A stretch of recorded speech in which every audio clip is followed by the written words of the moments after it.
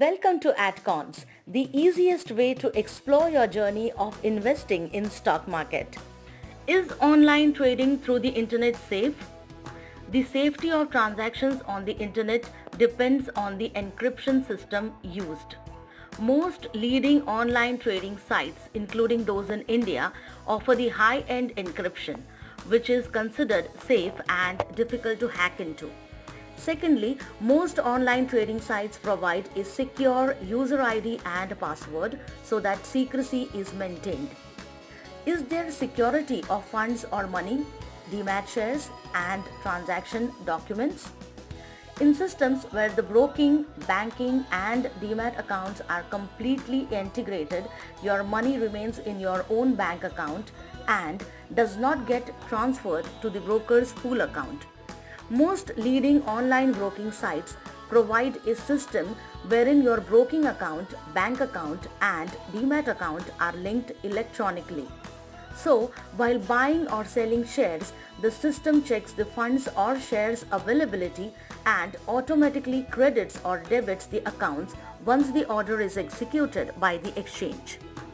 How the trade or settlement takes place. The process for order execution and transfer of shares or payments is a complex one. Investors must, however, have some information of the trading cycles. The stock exchange has a scheduled pay-in and pay-out day. Based on these, the payment of monies to buy shares or delivery of securities to sell shares takes place. The pay-in day is when the broker makes payment or delivery of securities to the exchange.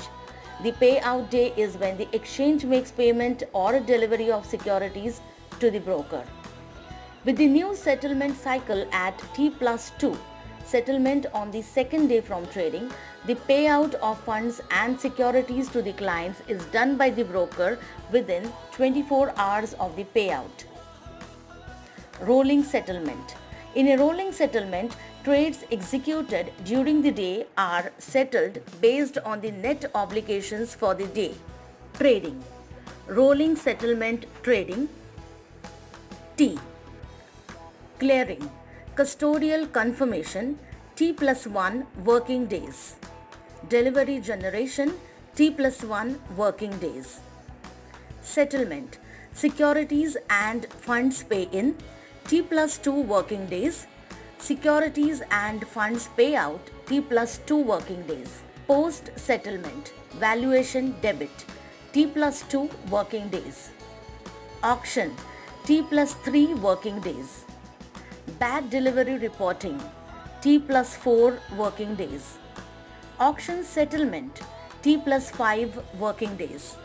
Closeout T plus 5 working days.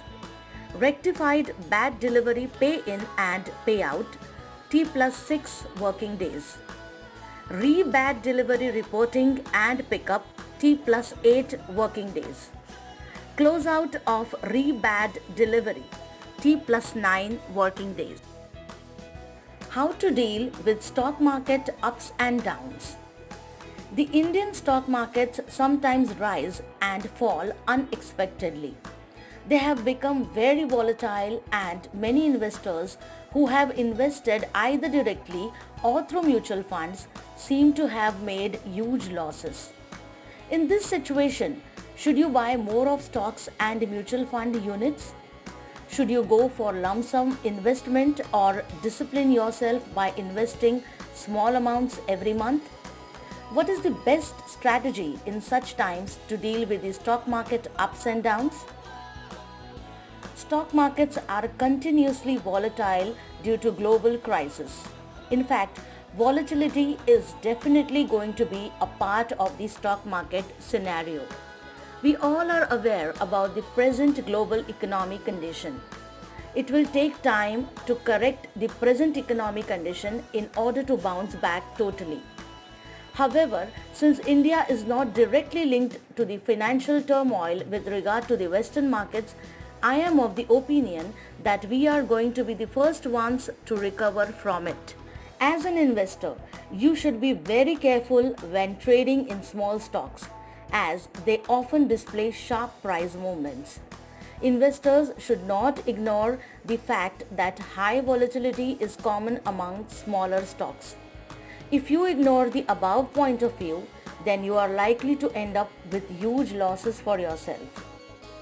You are likely to come across a set of listed companies who have small equity base along with their shares being traded thinly in the market. Such scripts tend to show sharp increase in prices, ready to tempt investors to participate and expect high returns. However, in such a scenario, investors sell shares at a higher level and it comes to a point where the volumes dry up along with the fall in price. The end result in such a situation is that investors are left with losses and no way to move out. Investors should also keep a check towards any type of manipulation that is likely to take place in a stock.